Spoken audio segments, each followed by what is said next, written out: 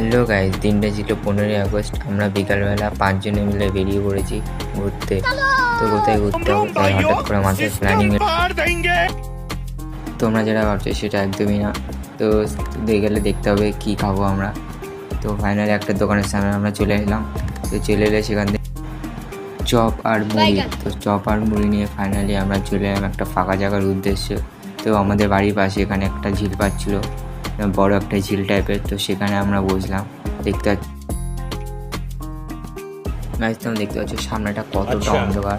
তো অন্ধকারের ভিতর দিয়ে আমরা গেলাম কোনো প্লাস্টার ঝিলে। তো আমরা এখানে একটা ফাঁকা জায়গা খুঁজছিলাম, তো ফাঁকা জায়গা তো এখানে একদমই নেই। গাইজ, আমাদের দু সাইডে হলো বড় বড় ঝিল। তো দেখছো বাঁ সাইডে দেখতে পাচ্ছ, ডান সাইডে দুটোতেই মাছ চাষ হয়। তো মাঝখানে রাস্তাটা গেছে, এই রাস্তার সাইডে বসে বিকেল করে সবাই গল্প করে। তো আমরা এখানটায় এসেছি, এখানটা একটা জায়গা। मैं भी तो अनाथ हूँ, मुझे भी एक निवाला खिलाओगे?